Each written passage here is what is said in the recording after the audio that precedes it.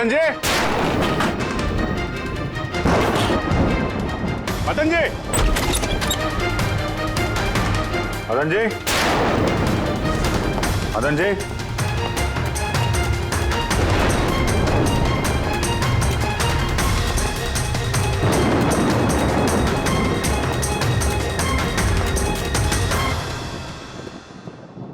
दया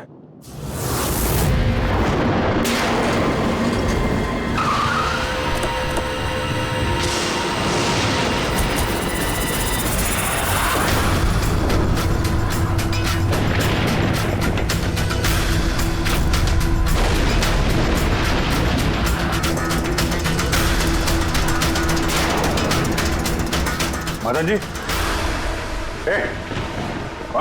कौन है?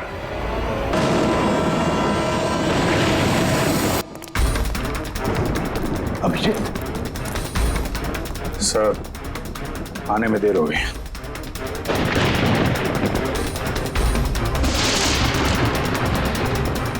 My God,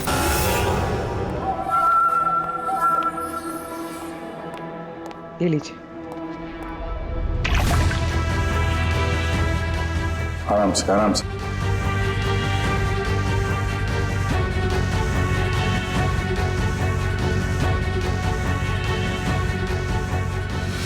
Madan ji, आप ठीक तो है ना?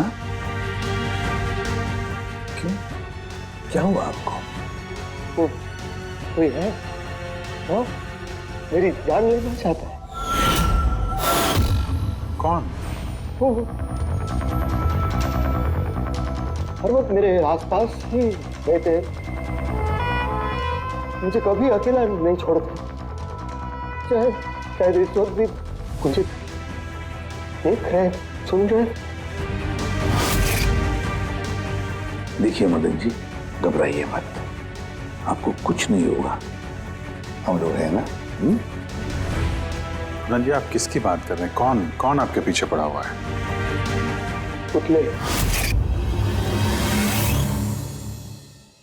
कठपुतलियां। कठपुतली है? हाँ, नहीं मतलब वो टाइप की नहीं, मतलब जो बेजान हो, किसी के इशारे पे नाचे। ये कठपुतलियां बातें करती, मदन जी बोलती, खुद चलती फिरती।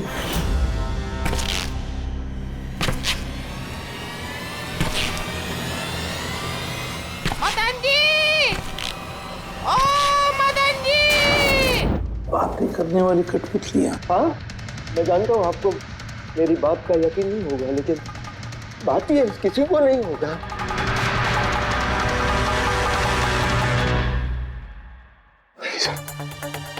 आपने ऐसी कठपुतलियों के बारे में सुना है? नहीं। जानते हैं कुछ दिन पहले मेरे साथ क्या हुआ था? उस दिन मेरा बर्थडे था, घर की बेल बजी, मुझे लगा मेरे दोस्त मुझे मिलने आए हैं।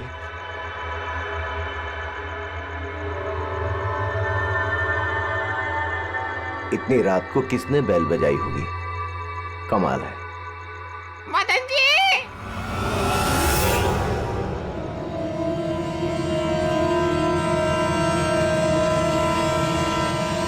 कौन? दिखाई नहीं दे रहा, मैं हूँ।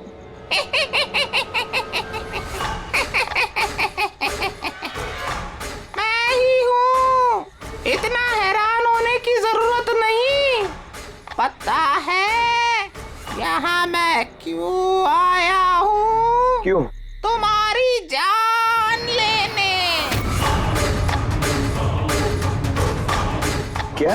हाँ, तुझे जान से मारने। रवि, कविता, जल्दी यहाँ आओ। क्या हुआ भाई साहब? ये पुतला, ये इसने मुझे कहा कि ये मेरी जान ले लेगा। क्या?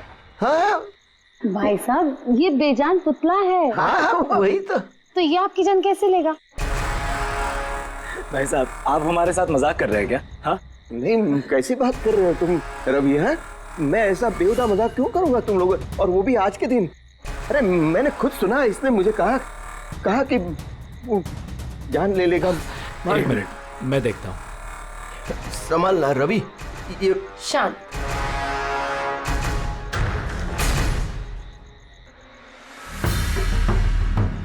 भाई साहब, लगता है शायद आपके साथ किसी ने मजाक किया है। इस लकड़ी के पुतले के अंदर किसी ने शायद स्पीकर फिट किया होगा। चेक करो कहीं स्पीकर होगा।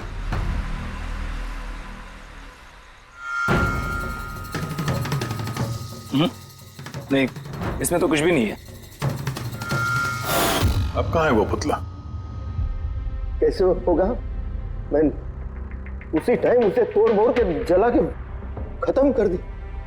धमकी दी थी मुझे, उसे मैं कैसे ऐसे छोड़ देता है? क्या आपने वाकई देखा था? हाँ, मैं मदन जी, हो सकता है आपको कोई सपना अपना आया। वही अकेला देखा मैं, और एक बार नहीं, ऐसा मेरे साथ थोड़े दिन बाद भी। मुझे लगता है कि मदन जी को मारने का सबसे अच्छा तरीका ये है कि उनके सीने में चाकू घोंप दिया जाए। उससे तो पूरा फर्श खून से गंदा हो जाएगा। सबसे बेस्ट तरीका है मदन जी को जहर दिया जाए।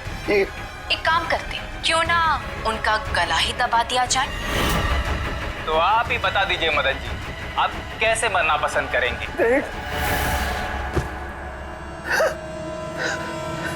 मदन जी,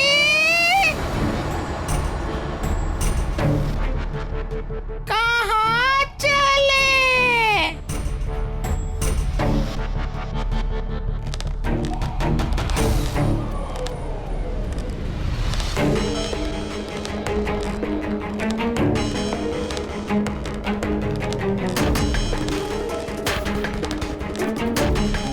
तो बताओ मदन जी,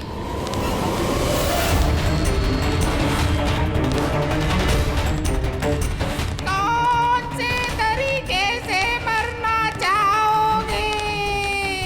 बोलो मदन जी, बोलो।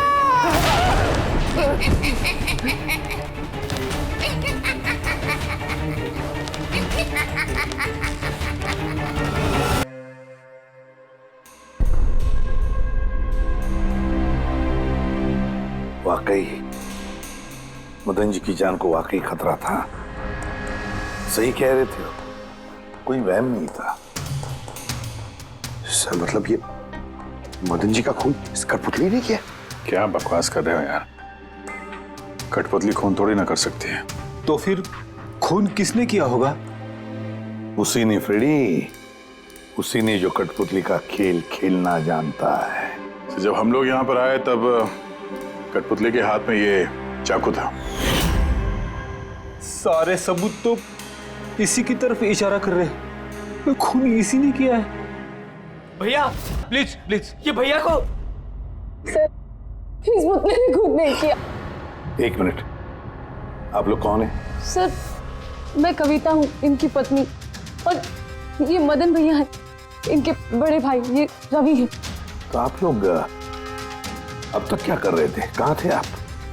सर, आज हमारी मैरिज एनिवर्सरी है, इसलिए हम बाहर डिनर के लिए गए थे। हमने मदन भैया को भी कहा था साथ में आने के लिए, लेकिन उन्होंने मना कर दिया। और ये सब ठीक है, मदन जी का खून इस पुतले ने नहीं किया? हाँ सर, इस पुतले ने खून नहीं किया। आप जानती हैं खूनी को? मुझे पूरा यकीन है, इनका खून शार्दुल ने किया है। वो इनसे बदला लेना चाहता था। ये शार्दुल है कौन? किस बात का बदला लेना चाहता था? शार्दुल एक पेंटाकोलिस्ट और वॉइस ओवर आर्टिस्ट था। मदन भैया और रवि के बड़े भैया अंकुश भैया के बचपन का दोस्त।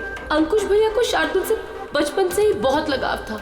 जब उन्होंने देखा कि शार्दुल जिंदगी में कितनी ठोकरें खा रहा है, तो 5 साल पहले उन्होंने अपना घर शार्दुल को दे दिया ताकि वो वहां से अपना थिएटर ग्रुप चला सके। हालांकि वो लोग कभी अंकुश भैया को किराए के पैसे नहीं दे पाए, मगर अंकुश भैया को इस बात से कभी कोई तकलीफ नहीं हुई, क्योंकि वो जानते थे कि इस कला में इतने पैसे नहीं हैं।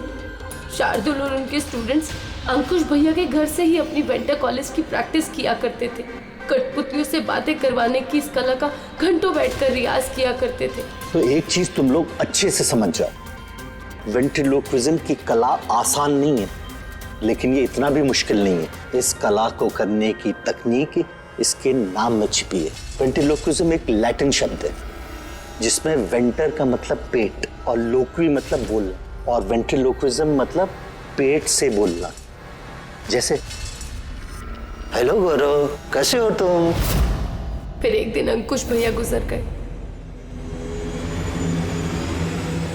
और सब कुछ बदल गया।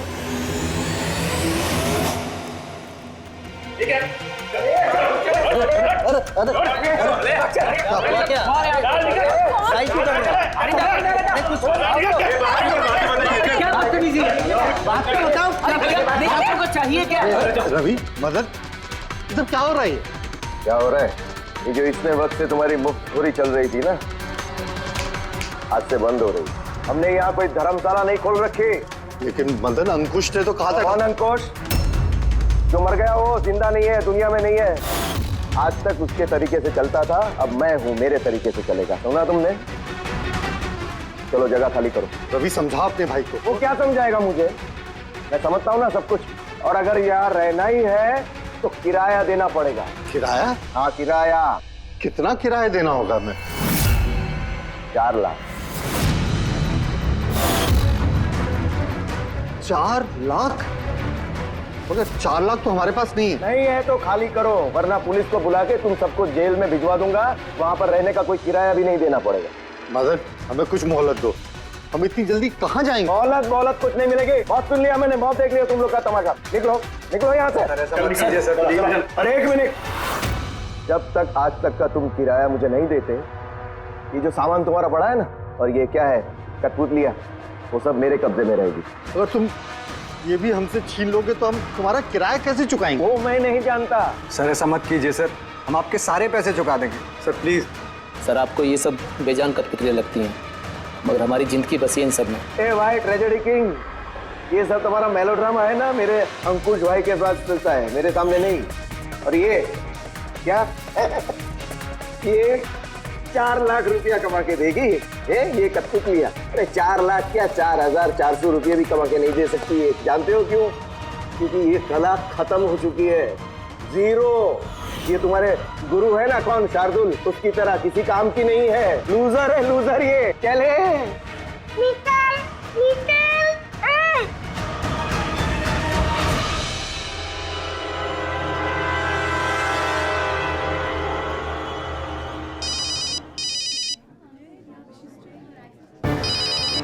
ये भी ना। कौन है भैया? और कौन? शार्दुल। बार बार मुझे इस तरह फोन करके धमकियां देता है। मैं देखता हूँ। मैं आ रहा हूँ तुझे मारने। अब तेरी जिंदगी कुछ ही दिन की मेहमान है। हेलो भैया, मेरे ख्याल से हमें पुलिस के पास जाना चाहिए। पुलिस डिपार्टमेंट में मैं किसी को जानता हूँ, शायद वो हमारी मदद करे। हाँ भैया, मुझे बिल्कुल भी उम्मीद नहीं थी कि शार्दुल इतना सनकी निकलेगा। हमें पुलिस के पास जाना चाहिए। कोई फायदा नहीं, ये शार्दुल अपने मोबाइल से फोन नहीं कर रहा, कोई लैंडलाइन नंबर से कर रहा है। Landline number? मैं पता लगाता हूँ ये नंबर कहाँ का है। क्या? ये क्या बोल रहे हो तुम? हाँ सही बोल रहा हूँ, ये नंबर इस हॉस्पिटल के मॉर्ग रूम का है। शार्दुल मुझे मॉर्ग रूम से धमकी भरे फोन क्यों करेगा? इस नंबर से इन लोगों को धमकी भरा कॉल आ रहा है। कल रात को भी आया, आज सुबह भी, लगातार 3 दिनों से आ रहा है। कौन कर रहा है ये कॉल? सर इस फोन से किसी को भी फोन करने की इजाजत नहीं है। मैं सारा दिन यहीं पे रहता हूँ, इस फोन से किसी ने भी कोई कॉल नहीं किया। तो फिर तुमने किया होगा फोन? साहब मैं क्यों फोन करूंगा, मैं तो आप लोगों को जानता भी नहीं हूँ। हाँ तो हो सकता है तुमने शार्दुल के कहने पे किया हो। क्या नाम दिया आपने? शार्दुल। शार्दुल? ये है शार्दुल, जानते हो इसे? ये आप लोगों को कैसे कॉल कर सकता है? क्यों नहीं कर सकता कॉल?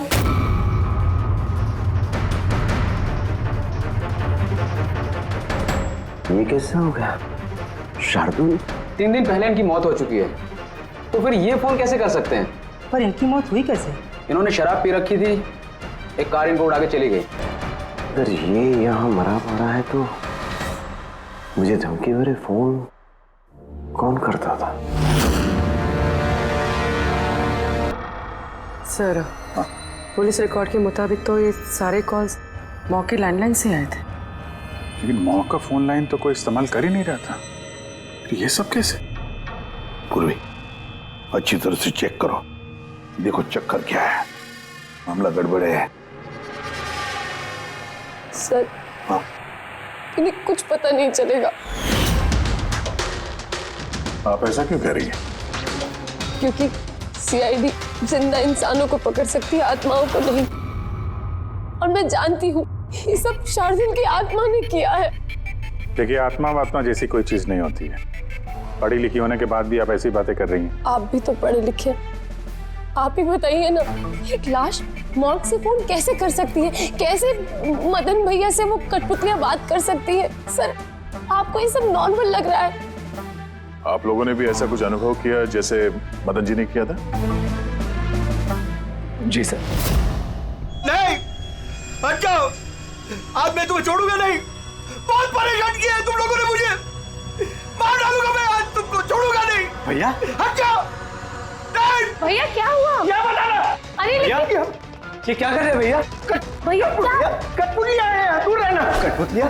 हाँ, मारने आई है मुझे, मैंने कहा था ना। भैया, एक बात तो सुनिए। क्या कर रहे हैं आप? रवि, ये आवाज ऊपर से आ रही है। हाँ, लेकिन ऊपर तो कुछ भी नहीं है, बस स्टोर रूम है और एक बंद पड़ा हुआ कमरा है। Store room? हाँ, उसी स्टोर रूम में तो मैंने सारी कठपुतलियां बड़े से बक्से में ताला लगा के बंद करके रखी है। कठपुतलियां? क्या वो सारी बाहर आ गई? कैसे? क्या?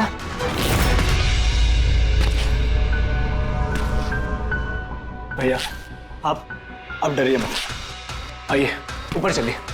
रवि, लेकिन चलो चलिए,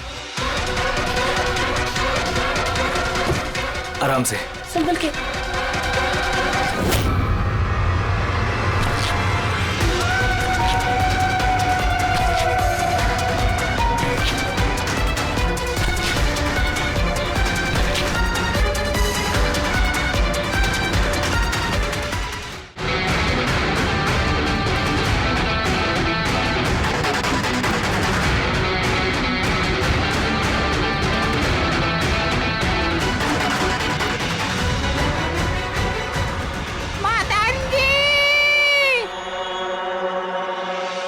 भाई साहब, आवाज इस कमरे से आ रही है। आइए।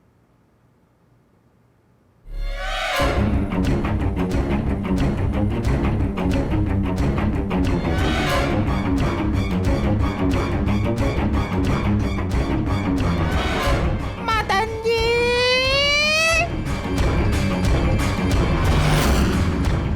मदन जी, कैसा लगा मुझे मिलके? सोचा मारने से पहले मिल तो लूं। मैंने कहा था बातें करते हैं। सर, मदन भाई साहब ने सभी कठपुतलियों को बक्से में बंद करके रखा था, लेकिन पता नहीं ये कठपुतलियां कहां से बाहर आ रही हैं। हमें वो बक्सा भी देखना है और वो कमरा भी जहाँ पर लोगों ने वो कठपुतली देखी थी। कहाँ है? सर, दोनों कमरे ऊपर ही है सर। चलिए दिखाइए। आइए सर।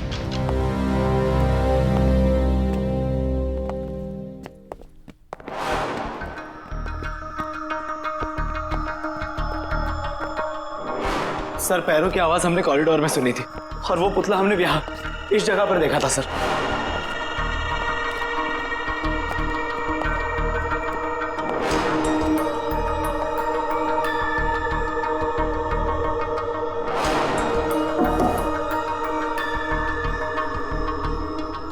ये कमरा एकदम खाली क्यों है?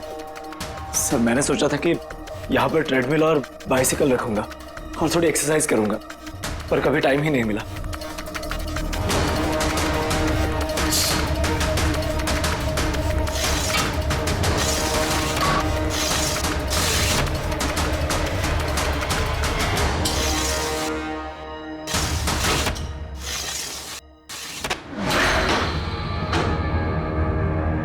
सर ये तो बंद ही नहीं हो रहा।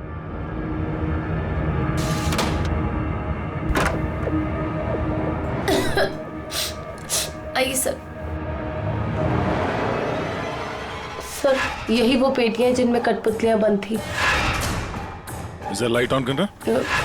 जी।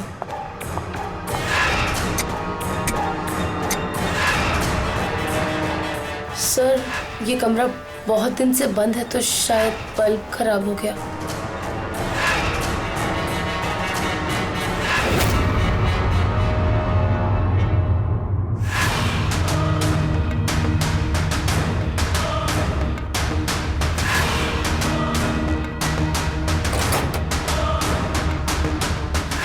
सर सारे पेटियों पे ताला लगा है।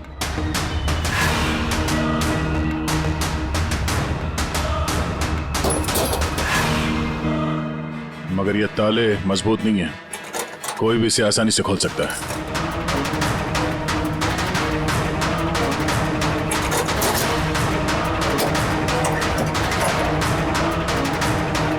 इतने सारे पुतले,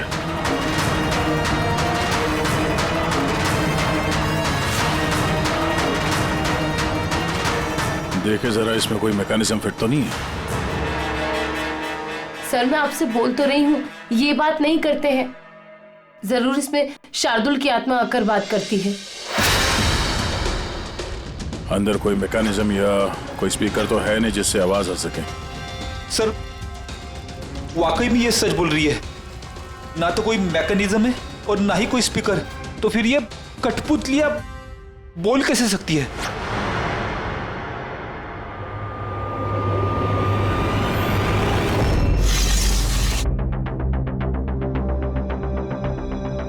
लॉक खराब है? लॉक खराब है सर। यहाँ से तो कोई भी आसानी से अंदर आ सकता है। सीढ़ी वीढ़ी लगाए या बाइक वाइक लगाए तो भी आसानी से ऊपर आ सकते हैं। और जो भी कोई आसानी से इस कमरे में आ सकता है वो बक्से में बंद पड़े कठपुतलियों को उठाकर बाहर ले जाकर कहीं भी रख सकता है, जैसे यहाँ रखा था तुम लोगों को डराने के लिए। सर मतलब कोई आत्मा नहीं है? अरे छोड़ो आत्मा, आत्मा कभी होती ही नहीं है।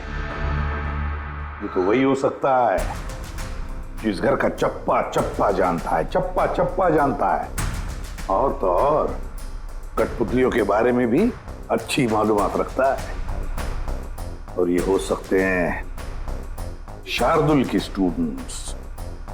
शार्दुल के स्टूडेंट्स पता लगाना पड़ेगा ये शार्दुल के स्टूडेंट्स इस वक्त है कहां और कर क्या रहे हैं। मेरा नाम है फ्रीडा। मेरा नाम दीपेश। मेरा नाम है तरल। और मेरा नाम है लोचन।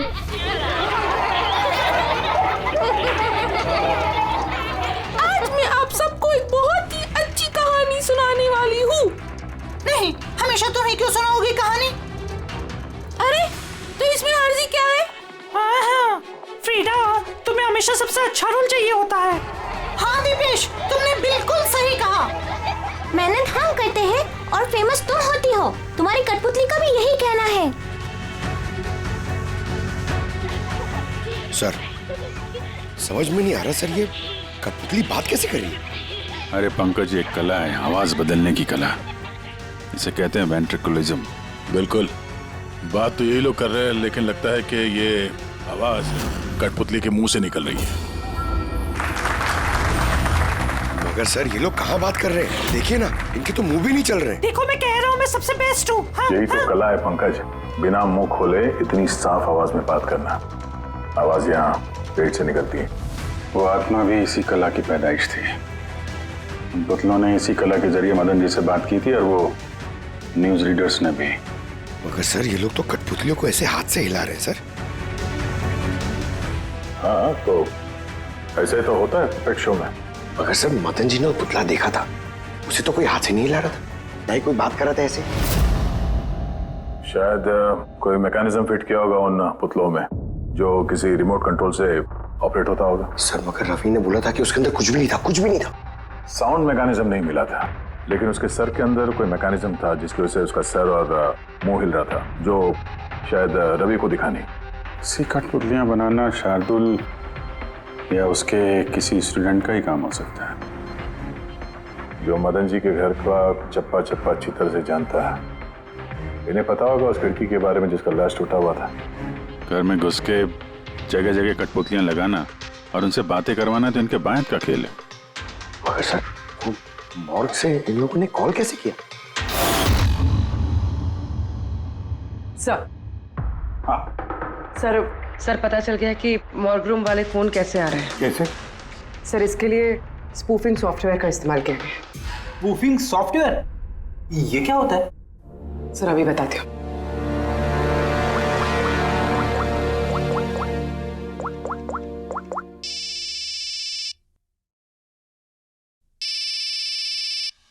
अरे यार, मेरी वाइफ को भी अभी फोन करना था। हाँ? सर, मैं बिजली का बिल भरना फिर से भूल गया हूँ। शायद बिजली कट गई होगी। डांटने के लिए मुझे फोन किया होगा। फोन उठाऊं क्या? ले लो, जाओ जल्दी बात करो। हेलो, हाँ, मैं घर आने से पहले बिजली का बिल भर दूंगा। क्या फ्रेडी सर, इस बार बिजली कट ही जाएगी। अरे पूर्वी, तुमने फोन किया? मगर ये तो मेरी वाइफ का फोन नंबर है। पूर्वी, ये कैसे किया? सर ये तो स्पूफिंग सॉफ्टवेयर का कमाल है। फोन कहीं से भी करो, नंबर वही दिखाओ जो आप चाहते हो। ये सॉफ्टवेयर तुम्हें मिला कहाँ से? सर साइबर यूनिट से लिया है। सर इसकी मदद से सिर्फ नंबर ही नहीं बल्कि इंसान अपनी लोकेशन भी गलत बता सकता है। अरे बाप रे, सर ये तो बड़ा खतरनाक सॉफ्टवेयर है। हाँ, खूनी ने मॉर्ग का नंबर इसलिए चुना ताकि हमें लगे कि ये सारा चक्कर शार्दुल की आत्मा का है। शार्दुल की आत्मा का। अच्छा बच्चों, आप लोगों को मिलके बहुत मजा आया। अगली बार फिर मिलेंगे।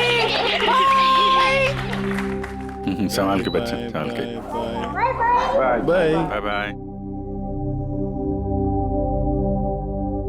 जी कहिए, क्या मैं आपकी मदद कर सकता हूँ? जी हाँ, आप लोग मदद नहीं करेंगे तो और कौन करेगा? दरअसल हम ये जानना चाहते हैं कि मदन जी को डराने का प्लान आप में से किसका था? हम लोग कुछ समझे नहीं। अच्छा, तुम लोग भी नहीं समझे? हाँ? नहीं सर। अभी नहीं समझा? मैं निर्दोष हूँ। बहुत हंसी आ रही है। हाँ? एक आदमी की जान चली गई, तुम सबको बहुत हंसी आ रही है। जान? किसकी जान? मदन जी की। फोन हुआ है उनका सीआईडी से हम लोग। सीआईडी? जी हाँ, सीआईडी। और हमारे शक के दायरे में हो तुम सब।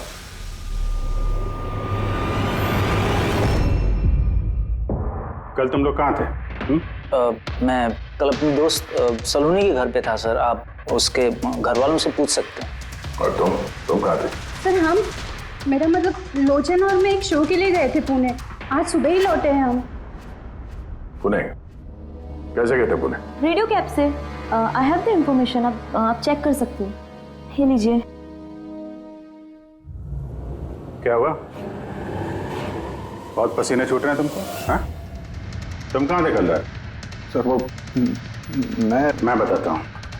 तुम कल रात मदन के घर में थे या नहीं? हाँ मैं वहाँ, लेकिन मैंने किसी को नहीं मारा। क्या करने गया था फिर वहाँ? हाँ? सर हम तो बस मदन को सबक सिखाना चाहते थे। जो कुछ उसने शार्दुल सर के साथ किया वो बहुत गलत किया। और हाँ, आज अगर शार्दुल सर हमारे बीच नहीं है तो वो सिर्फ एक इंसान के कारण, वो है मदन। उनके कारण ही उन्होंने दारू पीना चालू किया और वक्त से पहले गुजर गए। तो तुम लोगों ने सोचा खून के बदले खून? नहीं सर, हम बस डराना चाहते थे। गौरव का प्लान था ये। हाँ सर, गौरव ने कल रात मुझे फोन करके बुलाया था तकरीबन 11:30-12 बजे के आसपास, लेकिन मैं थोड़ा लेट हो गया और 12:30 बजे पहुंचा।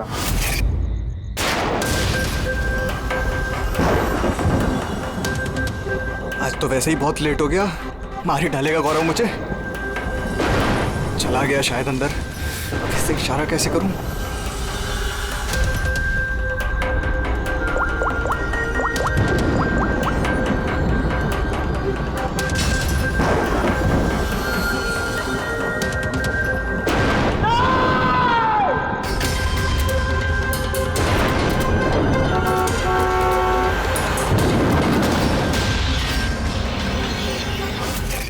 खबर तो हुई ना, मदन जी का खून हुआ रात में। सर मेरा इस खून से कोई लेना देना नहीं। और गौरव का? सर ये तो गौरव ही बता सकता है ना।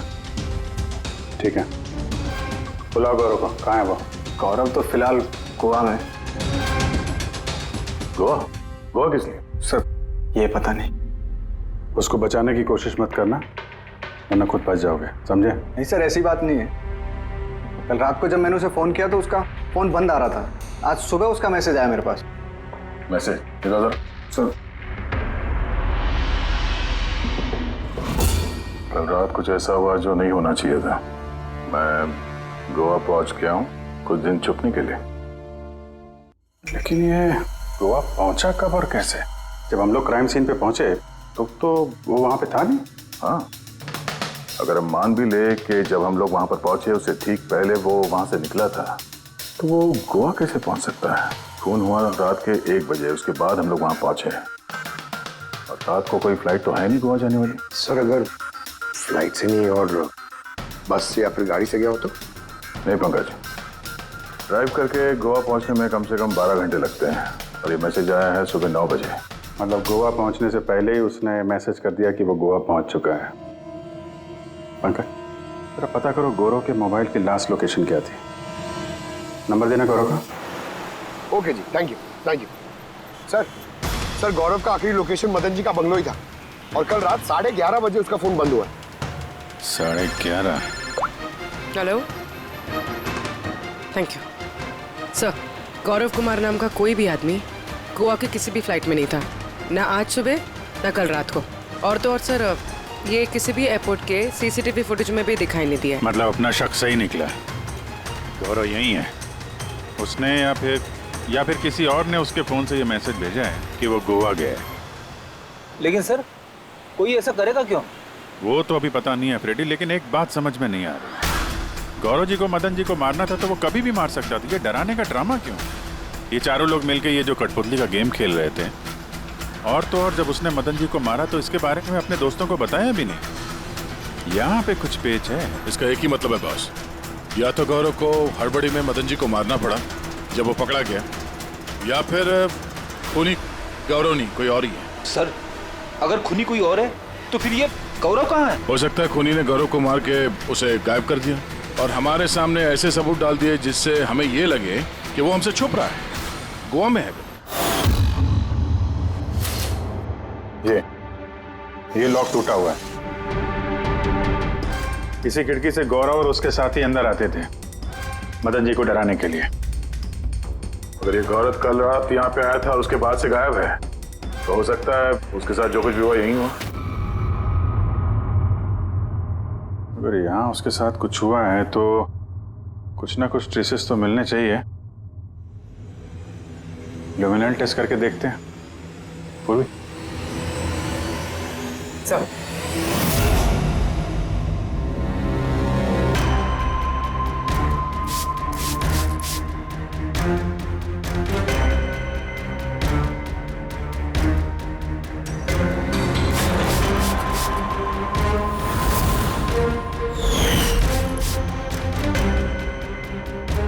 आपका शक सही था, यहाँ पर तो खून है। तो इस दरवाजे से जैसे ही बाहर निकला होगा किसी ने हमला किया उस पे। सर इस तरफ तो कोई निशान नहीं है। इस तरफ देखो।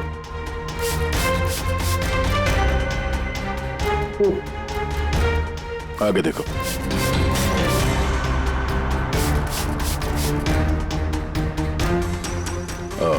मतलब हमला करने के बाद गौरव को घसीट के यहाँ स्टोर रूम तक लाया गया।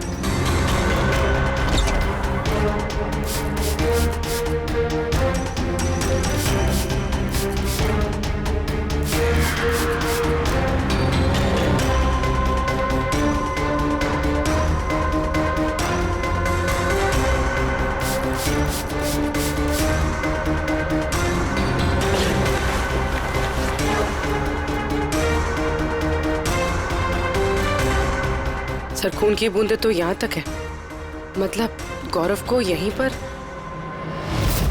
और हम लोग यहाँ पर आए और हमें पता भी नहीं चला। और अब यहाँ से गायब। लगता है अब बॉडी को ठिकाने लगा रहे होंगे।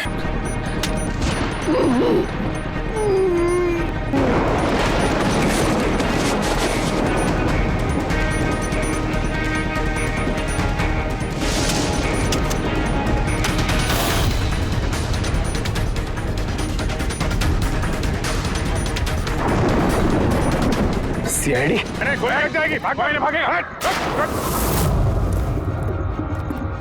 चलो पीछे।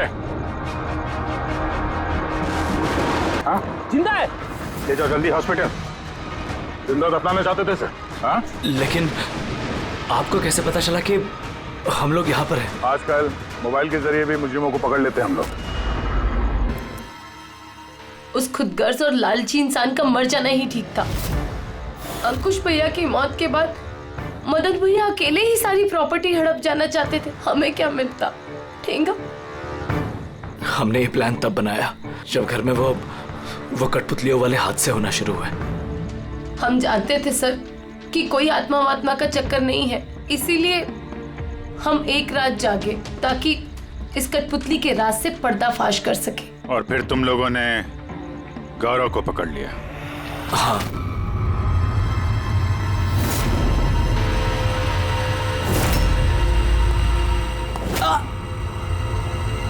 के बाद हमने सोचा कि उनके इस कठपुतलियों वाले खेल का फायदा उठाकर हम मदन भैया को मार सकते हैं। इसलिए गौरव पर हमला करके उसे बक्से में छुपा दिया और फिर मदन जी का खून करके हमें गुमराह करने की कोशिश की।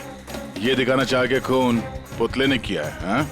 हमें मालूम था कि सीआईडी कभी भी आत्मा की कहानी और कठपुतलियों के खेल पर विश्वास नहीं करेगी और आपका सीधा शक जाएगा शार्दुल के स्टूडेंट्स पर, खास करके गौरव पे। और हमें गुमराह करने के लिए तुमने वो गोवा वाला मैसेज भेज दिया। हाँ, हमने सोचा कि आप पूरी जिंदगी भर गौरव को यहाँ वहाँ ढूंढते रहेंगे और हम उसे मारकर यहाँ दफना देंगे। पैसों के चक्कर में तुमने अपने भाई की जान ले ली। क्या करोगे इन पैसों का? अब ये पैसे ना तो तुम्हें जेल की सलाखों के पीछे जाने से बचा सकते हैं और न शायद फांसी के फंदे से।